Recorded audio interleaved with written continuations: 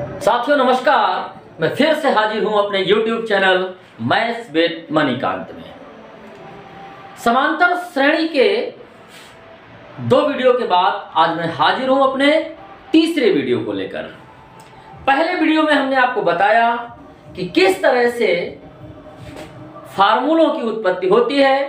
समांतर श्रेणी का एपी का मैंने दूसरा वीडियो बनाया, तो उसमें इनिशियली प्रारंभिक स्तर के कुछ प्रश्नों को मैंने सॉल्व किया था। आज के इस वीडियो में मैं Tn equal a plus n minus 1 into D से रिलेटेड इसी फार्मूले से संबंधित क्वेश्चंस को सॉल्व करने वाला हूं। तो इससे पहले मैं आगे बढ़ूं, आपने चैनल को सब्सक्राइब नहीं किया है तो आप चैनल को पहले सब्सक्राइब करें और इस लिंक को अपने दोस्तों के बीच में साझा करें। तो आइए चलते हैं कुछ प्रॉब्लम्स की ओर। देखिए साथियों, पहला प्रश्न, how many terms are there in the AP. एक एपी दी हुई है 6, 10, 14, 18 up to dot dot dot 174। आपसे पूछा जा रहा है कि हाउ मेनी टर्म्स, यानी इस एपी में कितने टर्म्स हैं, पदों की संख्या पूछी जा रही है। तो देखिए इसमें ए कितना है, यानी फर्स्ट टर्म आपका कितना है, वो है 6। कॉमन डिफरेंस डी कितना है, 10 माइनस 6 4। और फिर से एक बार आप डी निकाल लो, 14 माइनस 10 तो वो 4 ही आया, यानी डी की वैल्यू कितनी है, मेरी 4 है। फार्मूला एल का आप जानते हैं, एल की भी वैल्यू यहाँ पे दी हुई है 174 और एल इक्वल होता है a plus n minus 1 into d. यहाँ पे 174 इक्वल ए की वैल्यू रखी मैंने 6 plus n minus 1 into d की वैल्यू कितनी रख दी, 4। इस 6 को इधर ले आए, ये हो गया 174 minus 6 equal n minus 1 into 4। 6 subtract करेंगे तो कितना आएगा, तो ये 168 हो गया, n minus 1 into 4।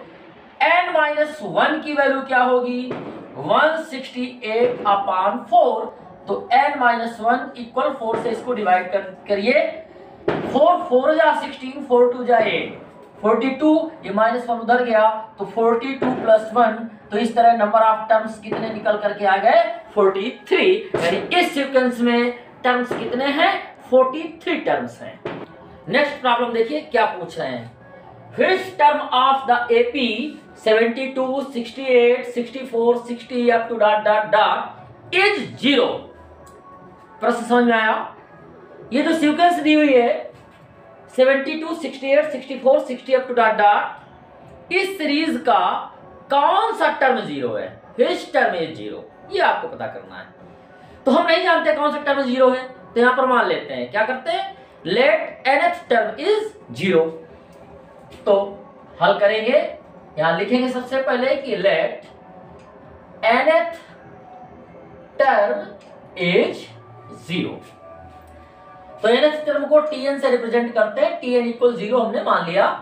First term हमारा कितना है जरा देखिए, वो है 72। कॉमन डिफरेंस d की बात करें, t2 माइनस t1, 68 माइनस 72 कितना आया, -4। फार्मूला अप्लाई करेंगे, Tn equal a plus n minus 1 into d. 0 लिख देंगे Tn की जगह, a हमारा है 72 प्लस एन माइनस 1, डी की वैल्यू है -4। ये n माइनस 1 इंटू -4 है, ये नेगेटिव टर्म है, यानी 0 इक्वल 72 प्लस और ये माइनस मिल करके हो गया माइनस n माइनस 1 इंटू 4। इस टर्म को आप इधर ले आए तो ये प्लस में हो जाएगा, 4n minus 1 equal 72, n minus 1 equal 72 अपान 4।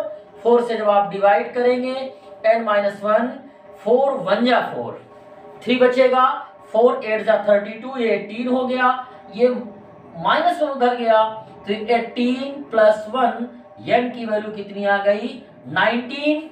ये नंबर ऑफ टर्म्स नहीं है, nth टर्म, यानी ये 19th टर्म। इस सीरीज का जो 19th टर्म होगा, यानी 19वां पद जो होगा, उसकी वैल्यू क्या होगी, 0 होगी। अगली प्रॉब्लम देखिए, which term of the AP 8, 14, 20, 26 up to dot will be 72 more than its 41st term. Which term of the AP? कौन सा टर्म इस AP का will be होगा 72 मोर देन, मतलब 72 अधिक होगा, मोर देन होगा इट्स 41st टर्म।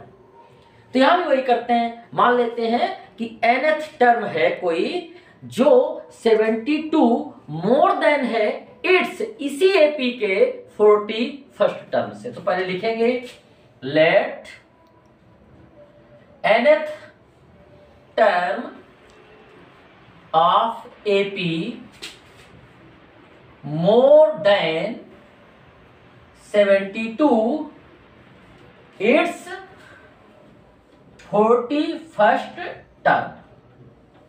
ठीक, तो अब इसे इक्वेशन के रूप में लिख लेते हैं कि वो जो nth टर्म है ये Tn, ये 72 अधिक है, 72 मोर देन है इट्स 41st टर्म, यानी जो इसका T41 है, T41 मीन्स 41वां पद, इससे 72 मोर देन 72 अधिक है, तो इसमें और 72 प्लस कीजिए, वो हमारा कोई nth टर्म है, इसको ही फाइंड करके लाना है। चलिए इक्वेशन फर्स्ट डाल दीजिए। पहले देख लेते हैं कि फर्स्ट टर्म क्या है। हमारा फर्स्ट टर्म a है 8 और कॉमन डिफरेंस d की वैल्यू क्या है, वो हो जाएगी 14 माइनस 8, तो कितनी आ गई, 6 आ गई। ये दो वैल्यू निकाल लेने के बाद हम यहां लिखेंगे फ्रॉम इक्वेशन फर्स्ट, जो मेरी पहली इक्वेशन है उससे देखिए क्या है, Tn equal T41 plus 72, Tn की जगह फार्मूला लगाइए a plus n minus 1 into d, यहाँ पे भी फार्मूला लगाइए a plus 41 minus 1 into D plus 72। a और d की वैल्यू यहाँ पे हम रख देते हैं, चाहे तो पहले यहाँ से a से a कैंसिल आउट कर दीजिए। n-1 नहीं जानते n की वैल्यू कितनी है, यही तो फाइंड करना है। n-1 d की वैल्यू यहाँ कितनी रख देते हैं, 6 इक्वल 41 में 1 सब्ट्रैक्ट करेंगे 40d प्लस 72। d की वैल्यू हमें पता है वो कितनी है, 6, तो इसको 40 इंटू 6 लिख देते हैं। चलिए n-1 इंटू 6 इक्वल 6 का मल्टीप्लाई करेंगे 240 आया, प्लस कितना है 72, n-1 इंटू 6 इक्वल प्लस कर दीजिए, 0 और 2 मिलकर के हो गया 2, 7 और 4 11, कैरी 1 2 1 3। n-1 का ये जो 6 कॉफिशिएंट है इधर आएगा, तो ये डिवाइड कर देगा 312 को। n-1 की वैल्यू कितनी आ गई, 6 5 30 और 6 2 12, ये -1 उधर जाएगा तो ये 53 निकल के आया। तो nth टर्म यानी 53rd 53वां पद ऐसा पद होगा इस सीरीज का जो 72 मोर देन 72 अधिक होगा इसके 41st टर्म से। देखिए इस प्रॉब्लम को समझते हैं। Find the middle term of the AP 6 13 20 up to dot 216। ये एपी दी हुई है, इसका आपको मिडिल टर्म फाइंड करना है। ठीक, अब आपको लग रहा होगा कि मिडिल यानी ठीक बीच वाला मध्य का जो पद है उसे फाइंड करने का, मिडिल टर्म ज्ञात करने का कोई फार्मूला तो बताया नहीं गया है। बिल्कुल सही बात है, इस तरह का कोई फार्मूला हमने नहीं बताया है, या एपी में ऐसा कोई डायरेक्ट फार्मूला नहीं दिया हुआ है। देखिए किसी लाइन में कुछ बच्चे खड़े हों और आपसे कहा जाए कि ठीक बीच वाला बच्चा बताइए, तो क्या करेंगे आप, इसका थोड़ा सा देख लेते हैं। यदि आपने स्टैटिस्टिक्स में माध्यिका पढ़ी हुई है, मीन मीडियन मॉड वहां पे पढ़ाया जाता है, यदि आपने मीडियन पढ़ा हुआ है तो ये बात समझने में आपको देर नहीं लगेगी। तो पहले ये समझ लेते हैं, फिर इसका मिडिल टर्म निकालते हैं। देखिए किसी लाइन में 1 2 3 4 5 6 7, चलिए 7 बच्चे खड़े हुए हैं, पहला दूसरा तीसरा चौथा पांचवा छठवां और ये 7वां। आपसे कहा जाए कि इसमें मिडिल वाला बच्चा कौन सा है, बीच वाला बच्चा कौन सा है, तीन बच्चे इधर से हटाएंगे, तीन इधर से हटाएंगे, ये जो मिल गया ये आपका मिडिल टर्म है, बीच का बच्चा है।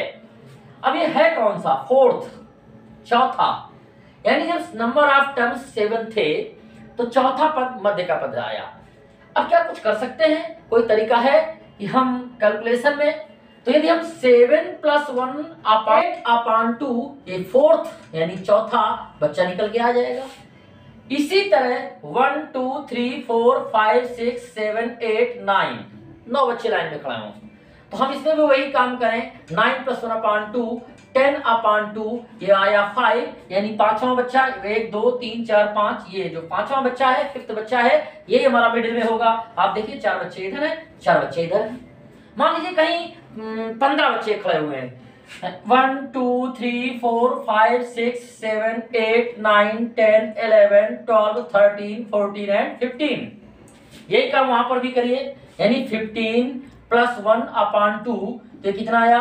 16 अपॉन 2, डिवाइड किया 8 आ गया। आठवां बच्चा मिडिल में होगा। 1 2 3 4 5 6 7 8, ये है मिडिल में। देखते हैं दोनों तरफ बराबर बराबर बच्चे हैं कि नहीं। तो 1 2 3 4 5 6 7, 1 2 3 4 5 6 7, 7 बच्चे उधर, 7 बच्चे इधर। लेकिन ये बात तभी सही है जब नंबर ऑफ टर्म्स, यानी ये जो बच्चों की हम संख्या ले रहे थे वो ऑड ले रहे थे। यहाँ पे मैंने 7 बच्चे लिए, यहाँ पे मैंने 9 बच्चे लिए, यहाँ पे मैंने 15 बच्चे लिए। अब जरा सोचिए कि बच्चे आठ की बजाय इवन हो, यानी कहीं किसी लाइन में 7 की बजाय 8 बच्चे खड़े हों। 1 2 3 4 5 6 7 8। अब कहा जाए कि मध्य में कौन सा होगा, तो ठीक मिडिल में मध्य में एक बच्चा नहीं होगा, 2 बच्चे होंगे। ये 2, यानी 3 इधर से निकल गए, 3 इधर से निकल गए, तो बीचों बीच जो बचेंगे, तो बीचों बीच कोई एक बच्चा नहीं होगा। मध्य में कितने बच्चे होंगे? 2 होंगे। कौन कौन सा है? तो ये मेरा है चौथा और ये है पांचवा, फोर्थ एंड फिफ्थ। अब इसको फाइंड करने का क्या तरीका हो सकता है? तो जो नंबर ऑफ टर्म्स थे, यानी यहाँ कितने बच्चे थे? बच्चे थे नंबर ऑफ टर्म्स 8 अपॉन 2 कर दे तो ये फोर्थ, चौथा बच्चा निकल के आएगा। और इसी 4 में यानी 8 अपॉन 2 + 1 कर दें तो फिफ्थ बच्चा, पांचवा बच्चा निकल करके आएगा। तो इस तरह से इस प्रॉब्लम को सॉल्व करने के पहले हम नंबर ऑफ टर्म्स निकालेंगे और ये पता करेंगे कि ये जो नंबर ऑफ टर्म्स हैं, यानी सीक्वेंस में जो पदों की संख्या है वो ऑड है या इवन है। तो चलिए पहले ये फाइंड करते हैं कि नंबर ऑफ टर्म्स कितने हैं। तो सीरीज का फर्स्ट टर्म क्या है बच्चों? देखिए वो है a की वैल्यू है 6। कॉमन डिफरेंस यदि d लिखना चाहें तो 13 - 6, तो ये कितना आ जाएगा? 7। a और d की वैल्यू लिख लेने के बाद लास्ट टर्म हमारा यहाँ पे कितना है? वो है 216। फार्मूला लगाइए, L = a + n - 1 × d। L की जगह रखेंगे 216, a की जगह रखेंगे 6, n - 1 और d की वैल्यू है 7। ये 6 इधर सब्ट्रैक्ट कर दीजिए तो 216 - 6 = n - 1 × 7। 6 ये सब्ट्रैक्ट होगा तो 210 = n - 1 × 7।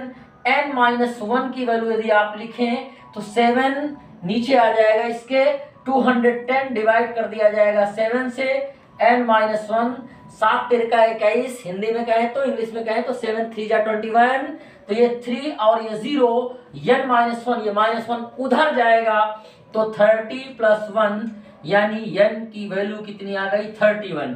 नंबर ऑफ टर्म्स यहाँ पे कितने थे? 31। 31 कैसी नंबर है? 31 एक ऐसी संख्या है जिसे आप विषम कहेंगे, ऑड नंबर है ये। तो जब ऑड नंबर होने के कारण इसके मिडल में, इसके मध्य में कौन सा टर्म होगा? तो आप यहाँ पे लिखेंगे मिडल टर्म ऑफ AP, वो हो जाएगा 31 है तो 31 + 1 अपॉन 2 TH, यानी 32 अपॉन 2 TH। इससे डिवाइड कर दीजिए, 2 1 जा 2 और 2 6 जा 12, 16th टर्म, यानी 16वां पद इस सीरीज का मध्य पद होगा, मिडिल टर्म होगा। अब मिडिल टर्म के लिए कोई नया फार्मूला नहीं है, अब आपको 16th टर्म ही निकाल देना है। तो T16 फार्मूला अप्लाई करिए, a + 16 - 1 × d। Tn = a + n - 1 × d होता है, मैंने n की जगह 16 लिख दिया है। T16 a की वैल्यू कितनी है 6, तो a की जगह 6 रखा प्लस 16 माइनस 1 करेंगे 15 आएगा इंटू d, d की वैल्यू है 7, 7 6 धन 15 सत्ते 105, 6 प्लस 105, इसको प्लस कर देंगे 111 ट्रिपल 1 आ गया, यानी जो इसका मध्य पद है वो 111 है, 111 है। अब जरा इस प्रॉब्लम को देखिए, कहते हैं find the sum of two middle most terms of the AP -4/3 -1 -2/3 up to dot dot 4 whole 1/3 यानी 4 सही 1/3। इस सीरीज में वो पहले से ही कह रहे हैं कि find the sum of two middle most. Two middle most ये इशारा कर रहा है कि इस सीरीज में जो नंबर ऑफ टर्म्स होंगे उनकी जो संख्या है, नंबर ऑफ टर्म्स है वो ऑड नहीं है। नंबर ऑफ टर्म्स कैसे होंगे, वो इवन होंगे। जब नंबर ऑफ टर्म्स इवन होते हैं तो मिडिल में 2 टर्म आते हैं, अभी हमने इसके ठीक पहले आपको बताया। तो जरा पहले नंबर ऑफ टर्म्स फाइंड कर लेते हैं। इससे a की वैल्यू हमारी कितनी है -4/3, कॉमन डिफरेंस d फाइंड करिए t2 -t1 यानी दूसरा पद -1, इसमें माइनस के बाद पहला टर्म लिखेंगे -4/3 -1, ये माइनस मिल करके हो गया प्लस 4/3, 3 एलसीएम ले लिया तो -3 + 4, इस तरह से ये कितना आ गया 1/3। a की वैल्यू -4/3, d की वैल्यू आ गई 1/3। फार्मूला L का लगाएंगे, L इक्वल कितना है 4 होल 1/3, L इक्वल 4 3 जा 12 प्लस 1 यानी 13/3। इस तरह इसको लिख लेते हैं, फार्मूला अप्लाई करते हैं। L equal a plus n-1 into D. L की वैल्यू यहां लिख लेते हैं 13/3 इक्वल a की वैल्यू कितनी रखते हैं -4/3 प्लस n-1 और d की वैल्यू कितनी है 1/3। इसको इधर ले आइए तो थोड़ा डायरेक्ट कर लेते हैं। ये 13 है, ये -4/3 जब इधर आएगा तो 13/3 प्लस 4/3, तो 13 और 4 मिलकर के हो गया 17/3 इक्वल n-1 इंटू 1/3। 3 से 3 डिवाइड कर दीजिए, ये -1 इधर आएगा तो n की वैल्यू होगी 17 प्लस 1 यानी n की वैल्यू कितनी हो गई 18। मैंने कहा था ना टू मिडिल मोस्ट टर्म, यानी कि इसमें नंबर ऑफ टर्म्स पहले से ही समझ में आ रहा था कि इवन ही होंगे।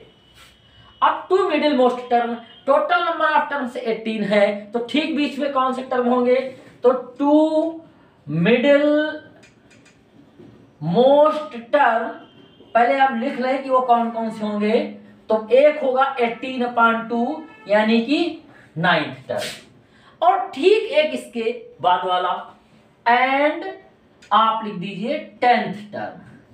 तो अब हमें क्या करना है, फाइंड द सम ऑफ, इन दोनों का सम फाइंड करना है।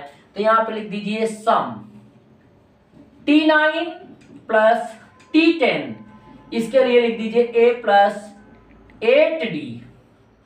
n-1 इंटू डी फार्मूला होता है, a plus n-1 into D, तो 9-1 into D 8d plus a plus 9d। 10-1 करेंगे ये कितना हो जाएगा 9d। a और a मिलकर के हो गया 2a प्लस 8 और 9 दोनों को प्लस करेंगे 17, 9 8 17 17d। चलिए 2 इंटू a की वैल्यू -4/3 है, यहां रख देते हैं -4/3 प्लस 17, d की वैल्यू कितनी है, d की वैल्यू मेरी है 1/3, तो यहां पे लिख देंगे 1/3। तो ये माइनस का 8/3 और प्लस का 17/3, 3 एलसीएम ले लेंगे तो -8 प्लस 17 प्लस के 17 में माइनस का 8 घटेगा तो 9 बचेगा, वो भी कितना प्लस का यानी +9। तो +9/3, 3 से 9 डिवाइड होगा, ये कितना आ गया 3 आ गया। तो टू मिडिल मोस्ट टर्म का जो सम है वो 3 आएगा। तो साथियों आज आपने कुछ अच्छे प्रश्न पढ़े, मुझे आशा है कि आपको चीजें बहुत अच्छे से समझ में आई होंगी। आप इंतजार करिए हमारे अगले वीडियो का। मैं अगले इसी क्रम में पूरी की पूरी समांतर श्रेणी, पूरी की पूरी एपी आपको समझाने वाला हूं। मैं फिर से कहूंगा, चैनल को सब्सक्राइब नहीं किया है तो चैनल को सब्सक्राइब करें और लिंक को दोस्तों के बीच में साझा करें। मिलते हैं अगले वीडियो में।